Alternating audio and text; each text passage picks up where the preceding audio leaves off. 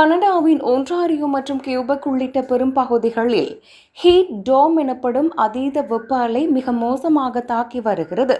35°C முதல் 40°C வரை வெப்பநிலை உயர்ந்துள்ளதால் உலகக்கிண்ண போட்டிகளில் விளையாடும் வீரர்களும் அதை காண வரும் மக்களும் பெரும் அவதிக்குள்ளாகி உள்ளனர்.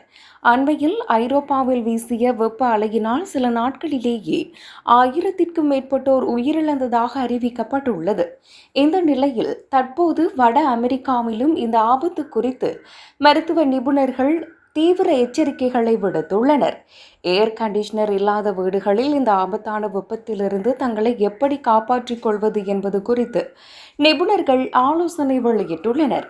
வீட்டுக்குள் இருக்கும் வெப்பநிலை 38°C அல்லது அதற்கும் அதிகமாகும் போது வெவ்வேறு மின்விசிறியை மட்டும் பயன்படுத்துவது ஆபத்தானது என்று மொன்ட்ரியல் இதய கழகத்தின் வெப்ப உடலியல் நிபுணர் டேனியல் கக்னான் எச்சரித்துள்ளார்.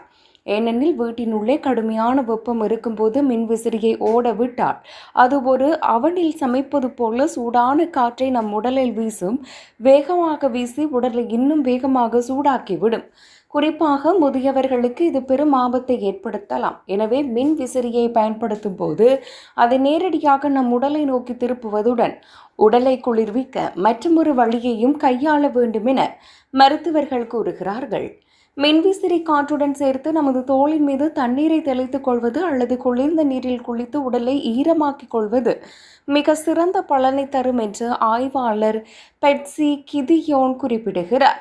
நமது உடல் இயற்கையாக வியர்க்கும் போது எப்படி ஒரு குளிர்ச்சி ஏற்படுமோ அதுபோல உடலின் மீது தண்ணீரை தெளித்து மின்விசிறியை போடும்போது அந்த நீர் ஆவியாகி உடலுக்கு உடனடி குளிர்ச்சியை தருகிறது.